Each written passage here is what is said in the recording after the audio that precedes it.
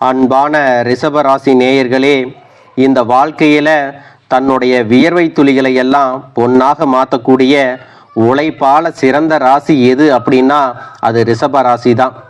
நேர்மையானவங்க, நம்பிக்கை நிறைஞ்சவங்க, எதையும் சுருக்கமாக பேசி முடிக்கிறதுல கெட்டிக்காரங்க. ரிஷபராசி ஒரு நில ராசி, மலை மாதிரி அப்படியே இருப்பாங்க. ஒரு லட்சியத்தை அடையணும் அப்படின்னு முடிவு செஞ்சுட்டா அதை கடைசி வரைக்கும் கைவிட மாட்டாங்க.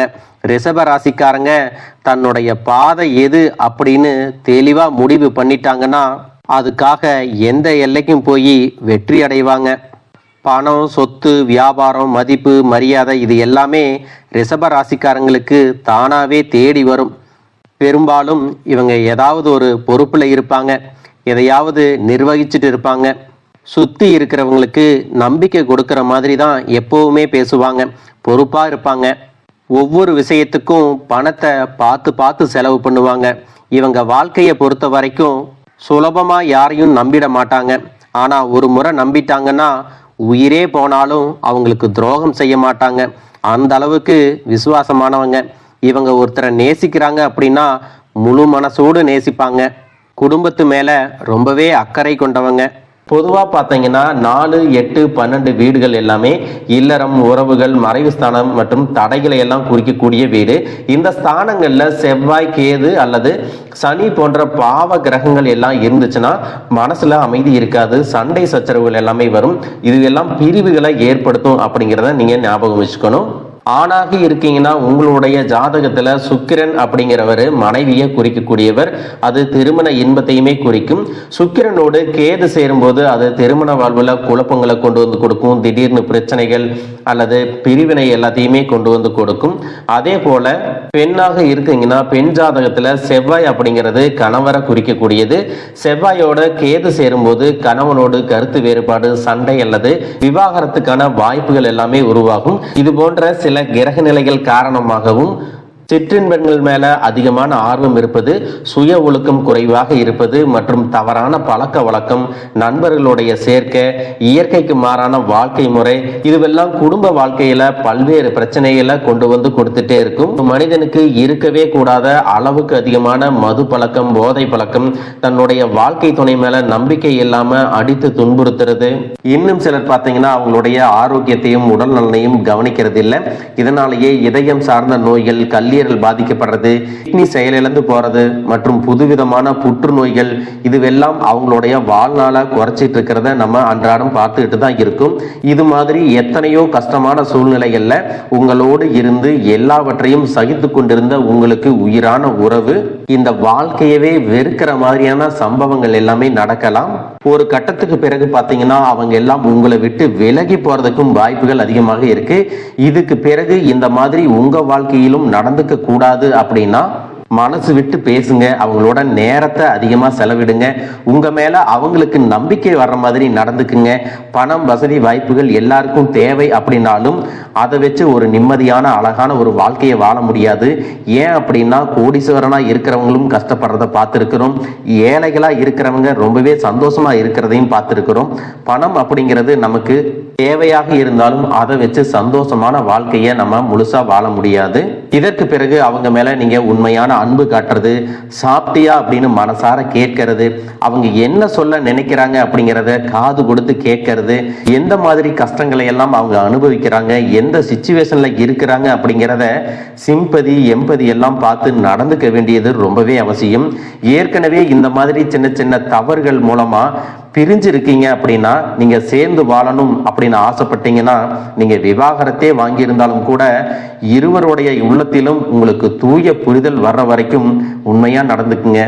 வெறும் வார்த்தைகளால மட்டும் நான் மாறிட்டேன் அப்படின்னு சொல்லாம உண்மையில அதை நடத்தி காட்டுங்க. அவங்களுடைய மனசு கல்லாகவே இருந்தாலும் அதை கரைக்கக்கூடிய சக்தி உங்ககிட்ட இருக்கு. உங்க வாழ்க்கையில எத்தனை கஷ்டங்கள் வந்தாலும், தோல்விகள் வந்தாலும் இதுவெல்லாம் சீக்கிரம் என்னுடைய வாழ்க்கையில மாறும் அப்படிங்கிற ஒரு தன்னம்பிக்கையில தான் உங்க வாழ்க்கை ஓடிட்டு இருக்கு. ஒவ்வொரு நாளையும் நீங்க எவ்வளவு கஷ்டப்பட்டு சிரமப்பட்டு கடந்து வர்றீங்க அப்படிங்கிறது உங்களுக்கும் அந்த கடவுளுக்கும் தாங்க தெரியும். உங்களை சுத்தி இருக்கிறவங்க என்ன சொல்லுவாங்கன்னா, உங்களுக்கு என்னப்பா ஜம்முன்னு இருக்காங்க, ராஜ வாழ்க்கை வாழ்றாங்க அப்படின்னு பேசுவாங்க. ஆனா உண்மையான நிலைமை உங்களுக்கு மட்டும்தாங்க தெரியும். உங்களுடைய தனிப்பட்ட வாழ்க்கையில மூணாவதா ஒருத்தர் நுழைஞ்சு உங்களுக்கு பிரச்சனைகளை கொடுத்துட்டு இருந்த நபர் கண்டிப்பா உங்களை விட்டு விலக போறாருங்க. அவர் மூலமா நீங்க அடைஞ்ச அத்தனை துன்பங்களுக்கும் ஒரு நல்ல தீர்வு கிடைக்க போகுது. இதுக்கப்புறமா உங்களுடைய உடல் ஆரோக்கியத்துல நீங்க கூடுதலான கவனம் செலுத்த போறீங்க. தீராத வியாதிகள் இருக்கு, சரியாகல அப்படின்னு நினைச்சிட்டு இருந்தீங்கன்னா சரியான சிகிச்சை முறைகளை இப்ப எடுத்துக்கிறது மூலமா நீங்க மறுபடியும் ஆரோக்கியமா நடமாட முடியும். உங்களை பார்க்கறவங்க ஆச்சரியப்பட்டு பேசுற மாதிரி உங்களுடைய ஆரோக்கியம் செயல்பாடுகள் எல்லாமே இருக்க போகுதுங்க. உங்களை பொறுத்த வரைக்கும் காதல்ல நீங்க உண்மையா இருந்தீங்க, நேர்மையா இருந்தீங்க. அவங்களுக்காகவே உங்க வாழ்க்கையை வாழணும் அப்படின்னு நினைச்சிருந்திருப்பீங்க. எத்தனையோ முறை உங்களுக்குள்ள பிரிவுகள் வந்தும் ஒருத்தர் விட்டு கொடுக்காம இருந்திருப்பீங்க. இன்னும் சில காலகட்டங்களை நீங்க கடந்து வந்தீங்கன்னா உங்களுடைய காதல் உங்களுக்கு ஜெயிக்கும். அதுக்காக அவசரப்பட்டு நீங்க எந்த ஒரு முடிவுகளையும் எடுக்காம காத்திருந்தீங்கன்னா உங்களுக்கான நல்ல பதில் கிடைக்குங்க. குடும்ப வாழ்க்கையில இருக்கிறவங்களுக்கு புதிய பொறுப்புகள் எல்லாம் வந்ததால அதை சமாளிக்கிறதுக்கு ரொம்பவே கஷ்டப்பட்டு இருந்திருப்பீங்க. உங்களுடைய வாழ்க்கை ரொம்பவே வேகமா போயிட்டு இருக்கிற மாதிரி உங்க மனசுக்குள்ள தோணும். அதனாலேயே உங்களுடைய ஆரோக்கியத்தை நீங்க கவனிக்காம விட்டுட்டீங்க. ஒவ்வொரு நாளை தொடங்கும் போதும் இன்னைக்கு நமக்கு நல்ல காலம் வரும், இன்னைக்கு முடிஞ்சிடும், இன்னைக்கு நம்மளுடைய நிலைமை மாறும் அப்படின்னு தான் ஒவ்வொரு நாளையும் தொடங்கிட்டு இருக்கிறீங்க.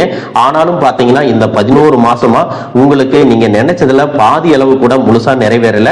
உங்க வாழ்க்கையே கனவு மாதிரி தான் போயிட்டு இருக்கு.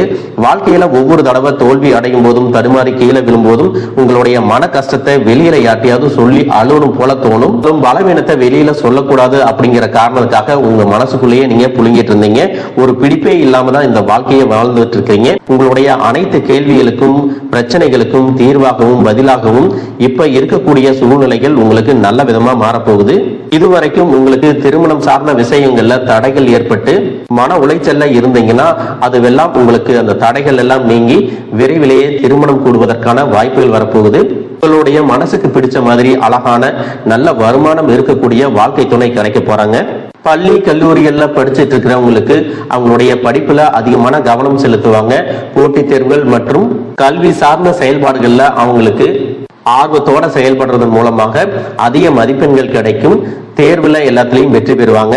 உடல் ஆரோக்கியத்தை பொறுத்த வரைக்கும் நீங்க 20 வயசுல இருந்தாலும் சரி 60 வயசுல இருந்தாலும் சரி சரியான நேரத்துக்கு சாப்பிடாம எதையோ ஒண்ணு நினைச்சு மனசை வருத்திட்டு இருந்தீங்க.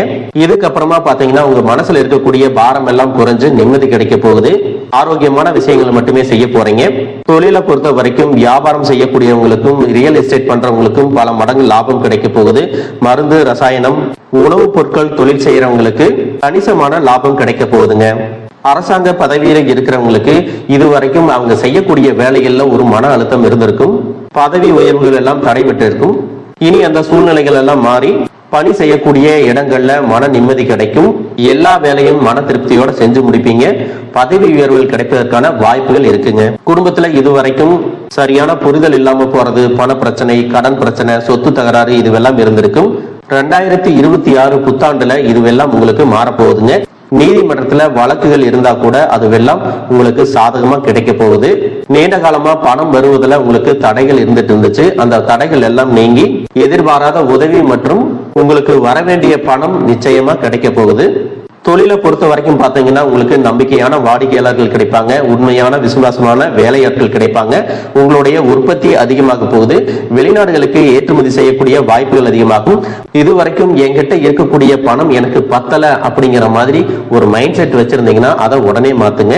எதிர்மறையான எண்ணங்கள் வச்சிருக்கிறவங்கள்ட்ட பணம் என்னைக்கும் தங்காது அப்படிங்கிறத நீங்க ஞாபகம் வச்சுக்கணும். எப்பெல்லாம் பணத்தை பத்தி பற்றாக்குறையான மனநிலை இருக்கோ அப்பெல்லாம் உங்களுக்கு கஷ்டங்கள் வரும்.